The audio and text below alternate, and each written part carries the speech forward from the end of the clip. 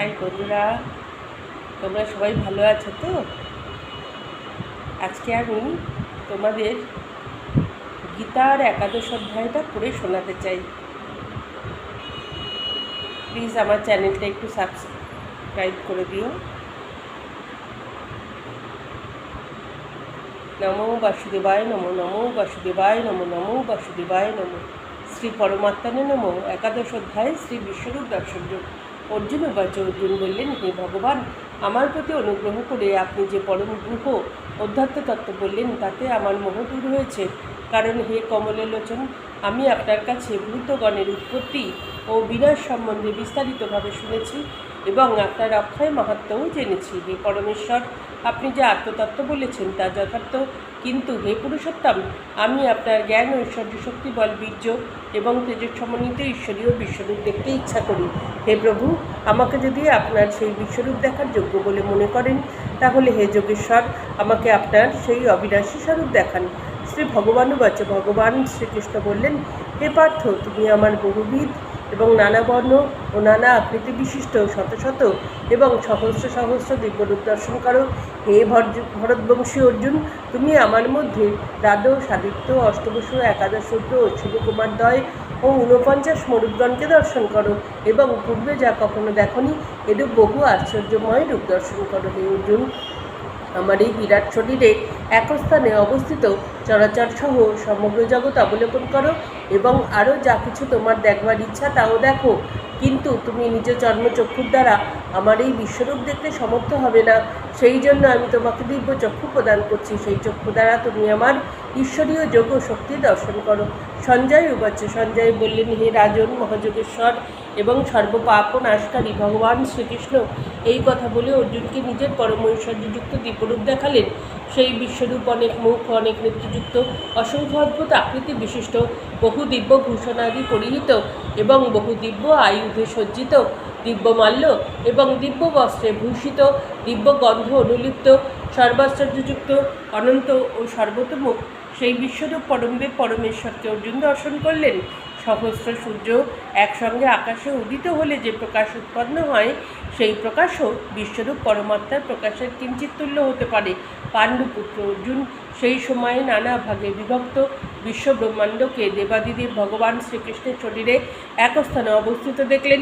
এরপর বিস্ময়াবিষ্ট এবং রোমাঞ্চিত অর্জুন বিশ্বরূপধারী ভগবানকে শ্রদ্ধা ভক্তিসহ নতমস্তকে প্রণাম করে করজোড়ে বললেন, অর্জুন উবাচ, অর্জুন বললেন, হে দেব, আপনার শরীরে আমি সমস্ত দেবতা এবং বহুবিধ ভূত সমুদয় কমলেশনে অধিষ্ঠিত সৃষ্টিকর্তা ব্রহ্মাকে, মহাদেবকে এবং সমস্ত ঋষি ও দিব্যসর্পগণকে দেখতে পাচ্ছি। হে বিশ্বপতি, আপনার বহুবাহু, বহু উদর, বহুমুখ এবং বহুনেত্র বিশিষ্ট এবং সব দিক দিয়ে অনন্ত রূপযুক্ত বিরাট মূর্তি দেখছি।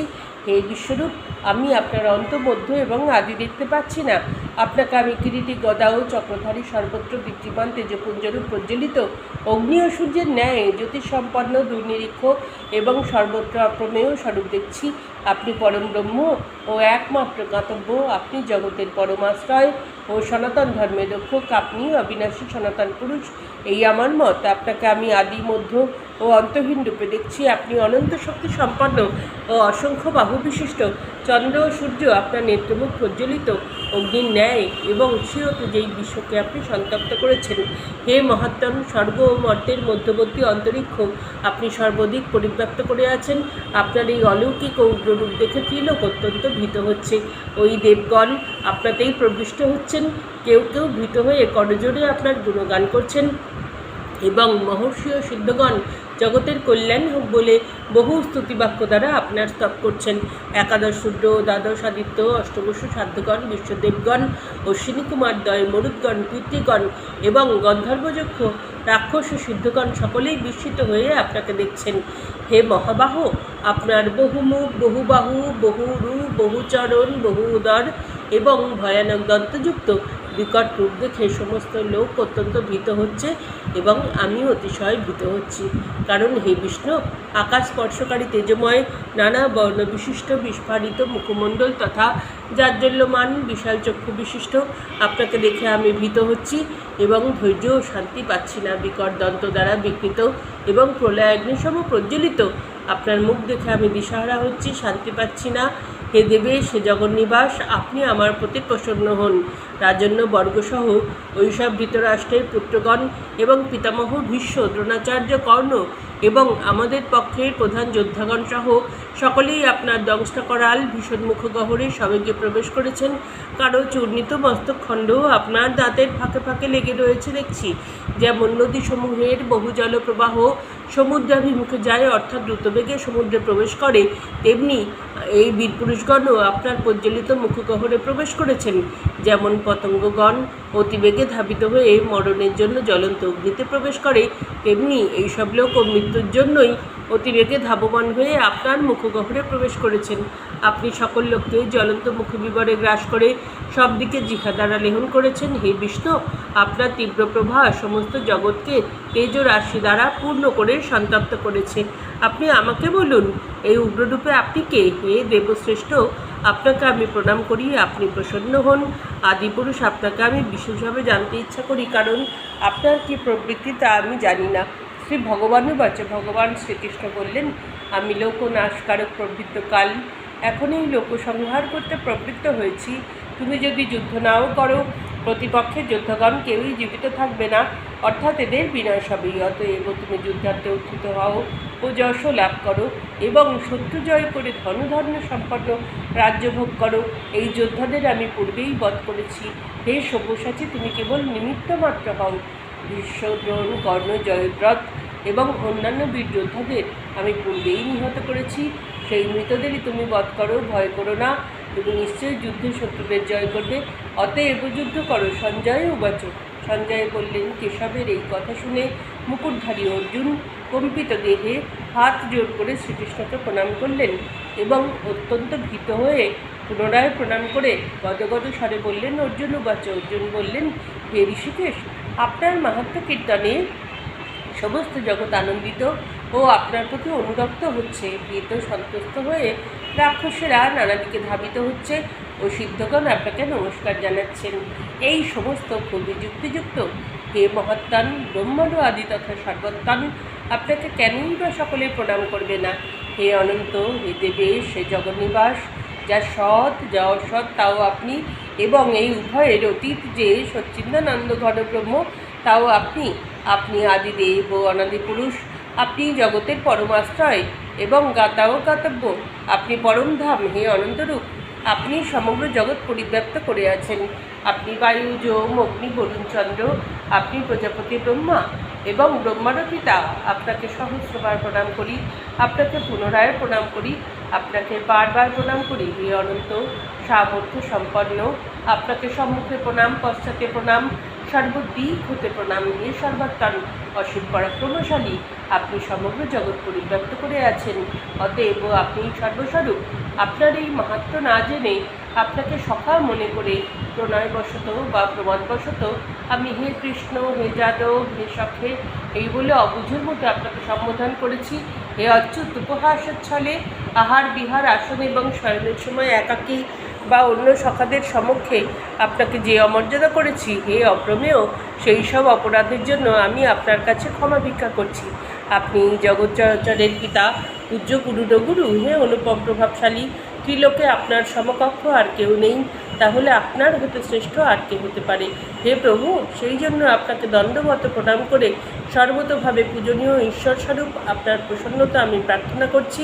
হে দেব পিতা, যেমন পুত্রের, সখা যেমন সখার এবং পতি যেমন তার প্রিয়তমা পত্নীর অপরাধ ক্ষমা করেন, তেমনি আপনিও আমার অপরাধ ক্ষমা করবেন, যা পূর্বে কখনো আমি দর্শন করিনি। আপনার সেই বিশ্বরূপ দেখে আমি হর্ষান্বিত হচ্ছি, আবার মন ভয়ে ব্যথিত হচ্ছে।